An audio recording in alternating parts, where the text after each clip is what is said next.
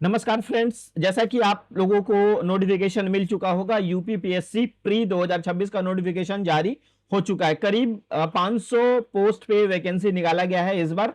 तो इस वीडियो में मैं बात करूंगा फॉर्म को कैसे भरना है, कौन कौन स्टूडेंट्स इस फॉर्म को भर सकते हैं, कितना सीट है, कौन कौन से सीट पे जो एक्स्ट्रा क्वालिफिकेशन जिनका है वो कौन कौन सारे पोस्ट पे एलिजिबल है, वो सारा चीज मैं बात करूंगा। फॉर्म का डेट, फॉर्म में कितना फी लग रहा है, फॉर्म में क्या क्या डॉक्यूमेंट्स लग रहा है, कैसे फॉर्म को भरेंगे, बिल्कुल बारीकी से एक एक पॉइंट आपको मैं इस वीडियो में कवर करने वाला हूं कि फॉर्म को आप कैसे अच्छे से भरेंगे। क्योंकि ये पीसीएस का फॉर्म है, काफी कुछ आपसे डिटेल्स पूछा जाएगा, तो उसके लिए फॉर्म को अच्छे से भरना होता है और फॉर्म को बिना मिस्टेक आपको भरना होता है। क्योंकि आप पीसीएस लेवल का एक अधिकारी बनने के लिए फॉर्म भर रहे हैं, तो फॉर्म में अगर थोड़ा सा भी मिस्टेक करते हैं तो फिर आपके इंटरव्यू में वो मिस्टेक आपके जो सिलेक्शन में है वो कर सकता है। तो उसके लिए देखिए, फॉर्म जो है स्टार्ट 25 जून 2026 से हो गया है। लास्ट डेट 27 जुलाई 2026 तक के है, 27 जुलाई 2026 तक का है।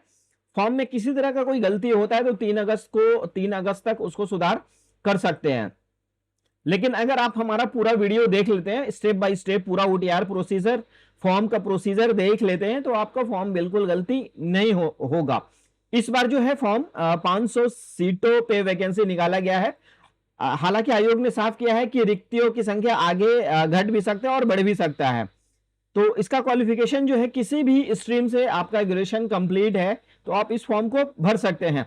कुछ विशेष पोस्ट के लिए अतिरिक्त शैक्षणिक योग्यता इसमें मांगा गया है, जिसका मैं आगे बात करने वाला हूं, चर्चा करने वाला हूं वीडियो पे। उसके लिए वीडियो को पूरा देखना आपको जरूरी है। फी जो है, एप्लीकेशन का फी जो है, जनरल, ओबीसी और ईडब्ल्यूएस, जनरल कैंडिडेट वैसे स्टूडेंट्स जो उत्तर प्रदेश के बाहर के हैं, जैसे उत्तर प्रदेश का आपका डोमिसाइल नहीं, जैसे बिहार के हो गए, दिल्ली के हो गए, झारखंड के हो गए, मतलब उत्तर प्रदेश में अगर आपका डोमिसाइल नहीं है तो आप अदर स्टेट से जनरल में फॉर्म भरेंगे। और जो उत्तर प्रदेश के स्टूडेंट्स हैं, ओबीसी, ईडब्ल्यूएस, उनका भी फी 125 रुपया है। उत्तर प्रदेश के एससी एसटी कैंडिडेट, इस बात का भी ध्यान रखिएगा, उत्तर प्रदेश से ही वैसे स्टूडेंट जिनका उत्तर प्रदेश से एससी एसटी सर्टिफिकेट बना हुआ है, वही उत्तर प्रदेश के एससी एसटी उम्मीदवार माने जाते हैं, क्योंकि ये स्टेट का फॉर्म है, सेंट्रल का नहीं है। तो आप इस बात का ध्यान रखिएगा। एससी एसटी का 65 रुपया है, हैंडीकैप स्टूडेंट्स का 25 रुपया और एक सर्विसमैन स्टूडेंट्स का 65 रुपया। फॉर्म को भरने के लिए जो है आपके पास, अगर आपने पहले से पीसीएस, यूपी पीसीएस का फॉर्म भरा है, पीएससी का फॉर्म भरा है, तो उसके लिए अगर आपने ओटीआर पहले से है तो आपको न्यू ओटीआर करने का जरूरत नहीं, उसी ओटीआर से फॉर्म भरा जाएगा। अगर आप फर्स्ट टाइम फॉर्म को भर रहे हैं, पहली बार फॉर्म को भर रहे हैं, तो आपको नया ओटीआर करना अनिवार्य होगा। ओटीआर से लेकर फॉर्म भरने तक का प्रोसीजर आपको इस वीडियो में कवर मैं करने वाला हूं। बारीकी से एक एक पॉइंट आपको समझा के मैं फॉर्म फिलअप करके बताने वाला हूं। सिलेक्शन प्रोसीजर जो है इसका, प्री, मेंस और इंटरव्यू, 3 चरण में इसका होगा और उसके बाद आपका अंतिम मेरिट तैयार किया जाएगा। फॉर्म भरने के लिए मैंने बताया ओटीआर अगर पहले से तो लॉगिन करके फॉर्म को कंप्लीट किया जाता है। तो फॉर्म, अब मैं बात करूंगा फॉर्म को कैसे भरेंगे, क्या क्या डॉक्यूमेंट्स लगने वाला है। तो उसके लिए आप अगर हमारे चैनल पर नए हैं या अभी तक आपने हमारे चैनल को सब्सक्राइब नहीं किया, सब्सक्राइब कर लीजिए। ऐसे ही इंपॉर्टेंट अपडेट्स हमारे चैनल पे आपको हमेशा देखने को मिलता है।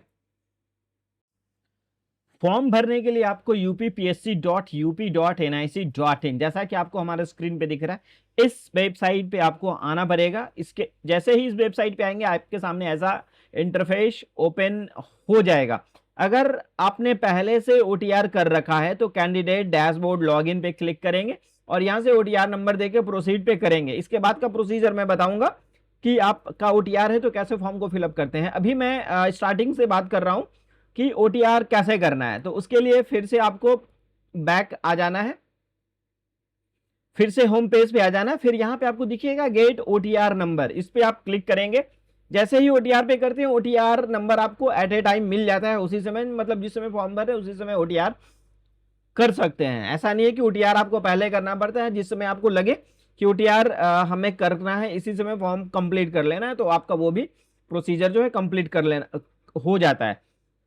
तो यहाँ पे देखिए वो डिटेल्स यहाँ पे कुछ दिख रहा है, OTR statics, registration validated, OTR generated, इतना सारा कुछ है यहाँ पे।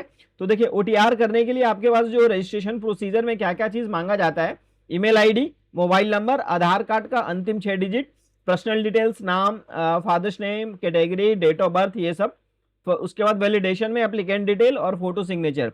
तो सिग्नेचर जो अपलोड करना है इंग्लिश और हिंदी दोनों को एक पेपर पे साइन करके अपलोड करना है, इस बात का आप ध्यान रखिएगा। पूरा वीडियो हमारा पूरा देखिएगा, एक एक स्टेप में बारीकी से बताऊंगा फोटो साइन कैसे अपलोड करना है, कैसे आपका ओटीआर नंबर इंस्टेंट जनरेट हो जाता है।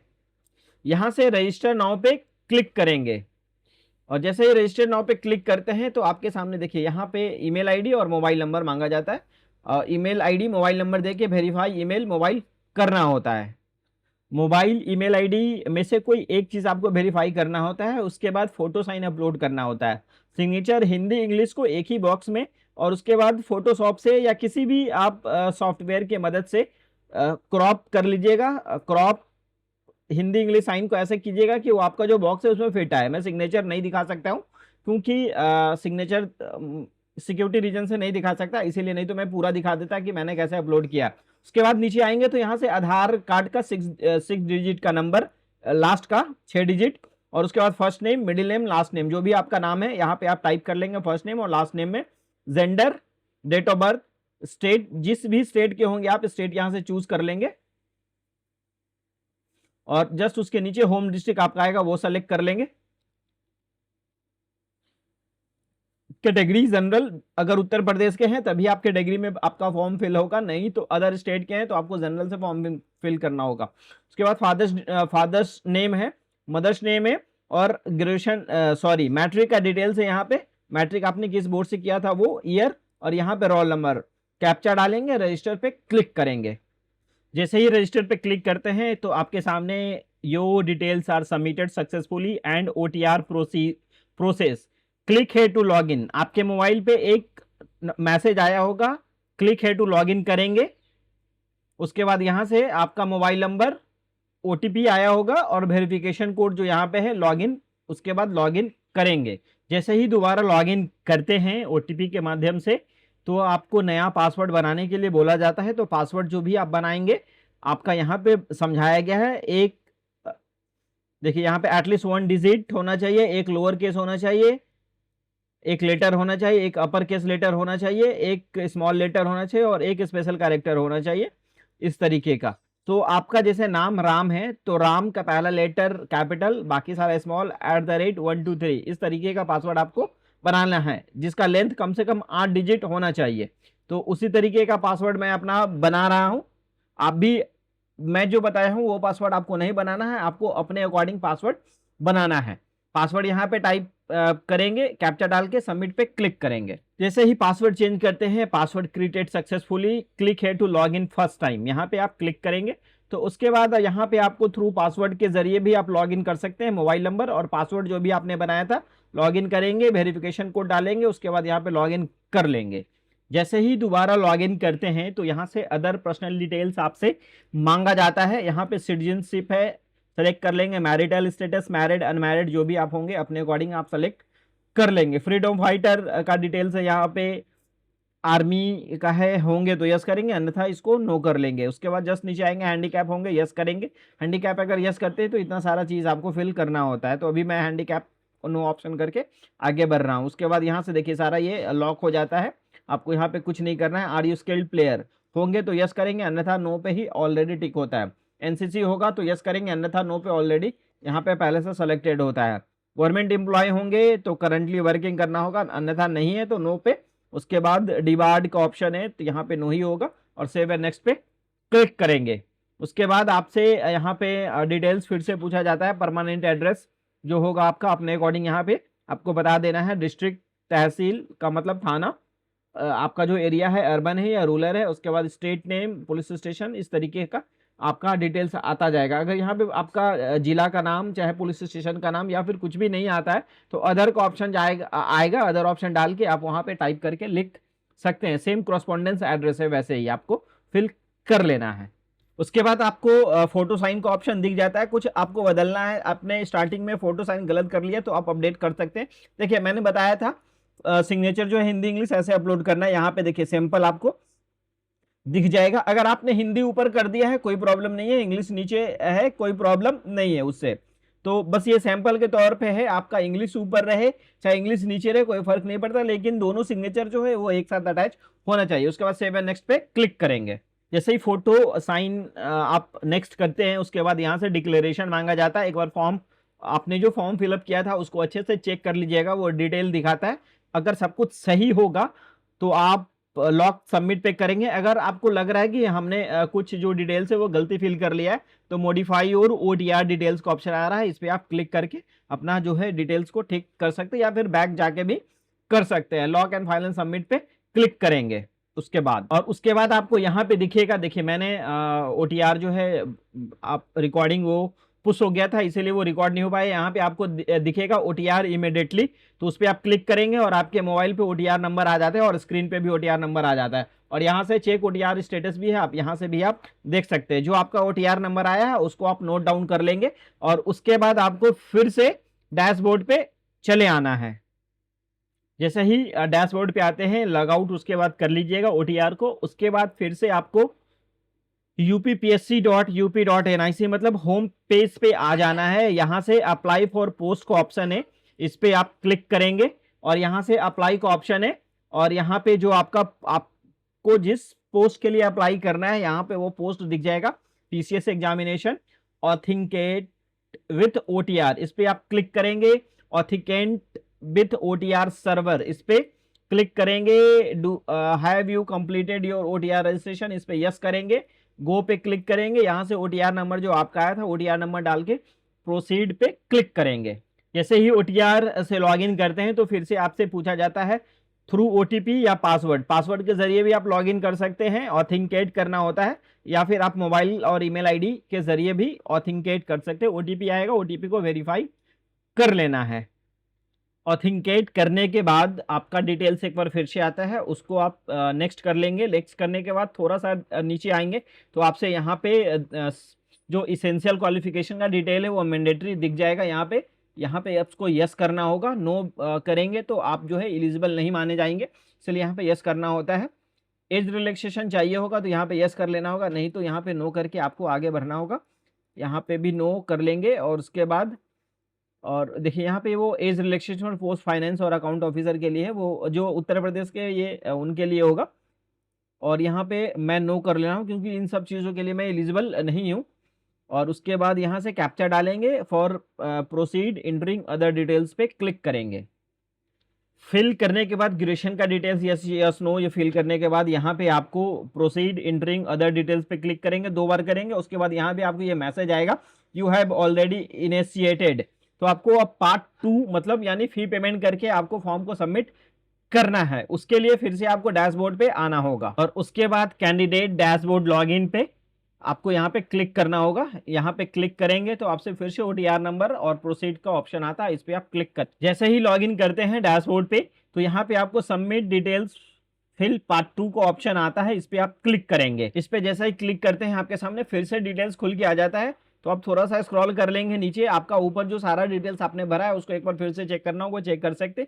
जस्ट उसके नीचे आएंगे तो यहाँ पे कुछ ऑप्शन है, इसको यस नो आपको करना होगा, या फिर इसको एक बार रीड कर लीजिएगा। Has completed bachelor of education, BEd अगर आपने कंप्लीट साथ ही किया है तो यस करेंगे, अन्यथा नो कर लेंगे। MEd PhD in education MPhil अगर आपका कंप्लीटेड है तभी आप यहाँ पे यस करेंगे, अगर आप अपेयर्ड है तो आप इसको नो ही करेंगे। Post graduate agriculture, post graduate agriculture, agriculture economics, agriculture marketing और एमबीए वगैरह अगर होगा तो यहाँ पे यस करेंगे, अन्यथा नो कर लेंगे।